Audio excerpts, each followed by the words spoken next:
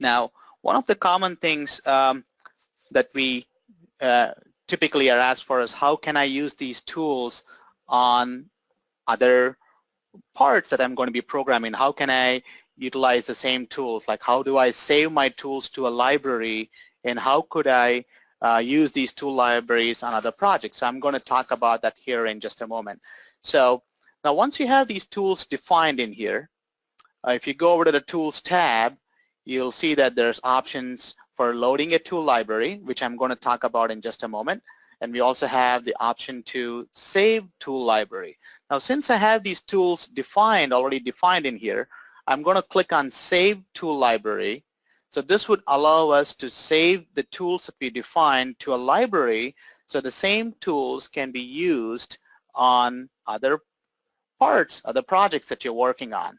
So in this particular case, I'm working in inch units or English units. So the tools what I've defined are also in the same units in here. So I'm going to go in and save the library. Now by default, the tools are saved under the data folder. Now the data folder, a lot of us might be wondering where this data folder is located. So if you go into your File Explorer and you go under the drive where you have your operating system installed, which is typically the C drive. You go into the C drive and you would go under Program Data. So the Program Data by default in Windows is a hidden folder location. So you might be wondering, how can I view the Program Data folder if the folder is hidden? So in Windows, you can go into your control panel, or if you're, you could type in Show Hidden. So if you type in Show Hidden from your search bar in Windows, it'll take you to the control panel item called Show Hidden Files and Folders. As you select Show Hidden Files and Folders, it brings up the File Explorer options, and under the View tab, you will find Advanced Settings, and under Advanced Settings, by default, it's set to Don't Show Hidden Files, Folders, or Drives. You just have to go ahead and click on Show Hidden Files, Folders, and Drives. When you make this visible by selecting Show Hidden Files, Folders, and Drives, and then pick Apply and OK, the Program Data folder is going to be visible whether you're running Windows 7, Windows 8, 8.1, or 10. The way you access the Hidden Files folder options is the same. So you go into the Program Data folder. Now under Program Data folder, you would want to go into Microsoft Corporation. Under Microsoft Corporation, you would want to choose the product that you're running. If you're using Visual CAD/CAM standalone product, you would go into the Visual CAM 2017 folder. If you're using a plugin for Rhino, then you would go into the Rhino CAM 2017 for Rhino 5 folder. Or if you're running a plugin for SolidWorks, you'd go into the Visual CAM 2017 for SolidWorks. Or if you're using our Alibre CAM product, you'd go into the Alibre CAM 2017 folder. Now, since I'm working in the Visual CAM 2017 product at the moment, I'm going to go into the Visual CAM 2017 folder, and you will find a bunch of these subfolders in here, and the data folder is where you will find the default English and metric tool libraries, and when you try to save your tools, by default it's going to point to the same folder. So this is in the application, I'm going to choose Save Tool Library, and by default it points to this folder. Now you could pick a different folder of your choice if you'd like to, but this is the default location where it actually points to, and the Save As type also by default is set to Tools from Knowledge Base Files format. Now there is two types of tool library formats our CAM products support. One is the Tools from Knowledge Base format, which is VKB, and we also have a format called CSV, which can be editable in a spreadsheet application like Excel or any other spreadsheet application that you could use. We typically recommend using the knowledge base format as it has more control and more features. If you'd like to be able to edit the tool library file, you're welcome to save them in the CSV format. You can put it into a spreadsheet and make edits. There are some limitations in those, and we'll talk about that as we go through the webinar. Now for now, I have these 4 tools created, and I'm going to save them as my tools Now I could be saving these tools based on the machine tool I have. If I have one or more machine tools I'm working with, I could be saving them, assigning a name based on the machine tool, or if you're working based on different types of cutting materials like wood, aluminum, steel, you can have tool libraries saved based on the material you're working with. So I'm just going to call this my tools and then save it.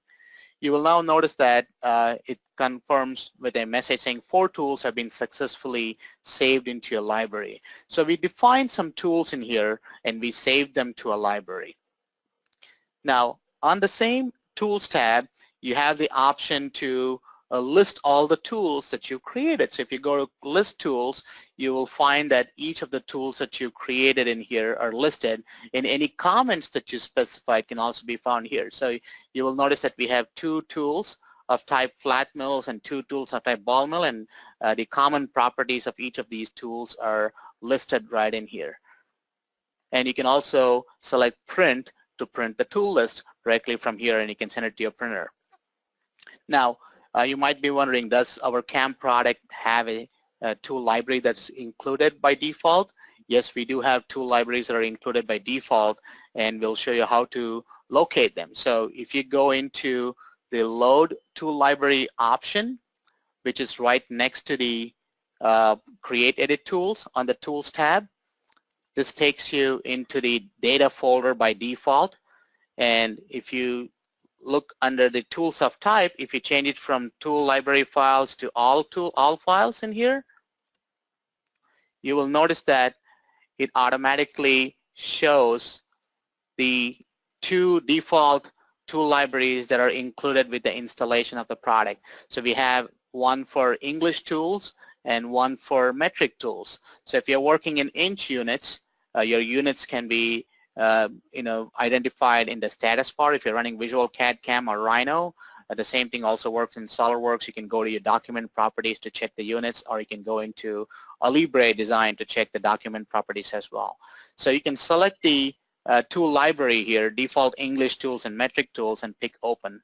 And this automatically loads 56 tools from the library in here. And you can edit these tools and customize the library. So as I go into the tools in here, you will notice that there are tools of type ball and mills, flat end mills, corner radius tools, tools for engraving, chamfer. So you have tools under most of these tool types in here, and these tools can be customized, and you can go back and set your tool numbers. Now the default English and metric tools that you load from the library, they do not have any tool numbers or address registers being set, because these could be different for each of the machine tools that you may be using. So you want to make sure that you load the default tool library and use this as a reference to customize it to build your own tool libraries. And once you have these defined in here, you can go back and save the tool to a library, which we just did a couple of minutes ago. So we loaded the default tool library, and now if you can go back and customize it, make those necessary edits so that they are according to what you need for your application, and then you save the tool to a library. Now let's look at how we can use the same tools on other other projects. So when you load a tool library into the CAM application, which could be Visual CAD/CAM or Rhino CAM or Visual CAM for SolidWorks or Libre CAM, the last loaded tool library is remembered by the application. And the next time you open up a part, if I select File and New or File and Open another project, it automatically loads the last loaded tool library in here. So as you can tell, I loaded the default tool library, which was the default English tool library. And when I open up a new file or when I open up another part, it automatically loads the last loaded tool library. And this information is being saved under the CAM preferences, and under cutting tools, you will notice that it's automatically set by default to load the last loaded tool library on startup, which means the next time you open the application, the last loaded tool library gets loaded automatically. If you want to stop that from happening, you can just clear this checkbox, and you can also then pick OK, so it's going to stop the tool library from loading. Now if you wanted to unload these tools that you currently have loaded and open up a different tool library in here, there's an option in here called Unload Tool Library, so which is going to unload the tool that you currently have loaded. And you can pick a library that you wish to load, and I can go back and choose a library I just created a few minutes ago, which is called My Tools, and I'm going to pick Open. And you will now notice that the 4 tools we created during the start of this webinar, we have it loaded. Now when I go back and open up the part we were working on, you will notice that the 4 tools are automatically loaded. So Visual Mill, or RhinoCam, a Visual Mill for SolidWorks will remember the last loaded tool library, and it automatically loads them on each and every project you work on. So this is how easily you can have the tools that you created and saved to a library load on each project that you're working on. Now there's also other ways to load tool libraries, so I'm going to unload these tools in here. And if you only want to load a specific set of tools from a library, let's say your library has hundreds of tools, and for this particular project you only need to load a couple of end mills. So rather than having to load all of these tools from your library, you can choose the option to what is called a Select Tool from a Library, and then you can go find the library that you'd like to use in here, and then when you pick Open, this displays the dialog called Select Tools from the list, and you could select a tool and simply drag and drop from the tool list to the tool tab. Now as you drag and drop, the tools are not being removed or deleted from your library. The list is just being updated so that you don't have duplicate tools in here. So as you drag and drop, you're seeing that the 2 end mills are now no longer appearing in the list, but they're still in your master tool library that you created. They're not being removed here, so they're just being moved to the Tools tab under the machining browser. So you can use the drag and drop functionality as well to load your tools from a library. So as if you go back and click on Select Tool from Library again, you will notice that these tools are still in your library.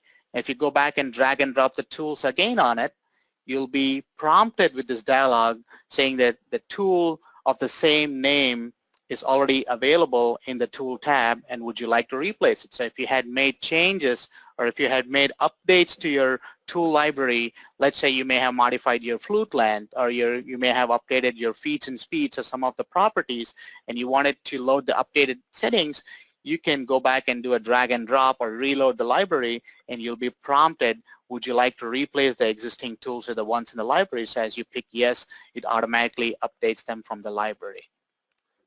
So you could load a library, or you could select a certain set of tools from a library and have them loaded for the part of the project that you're working on.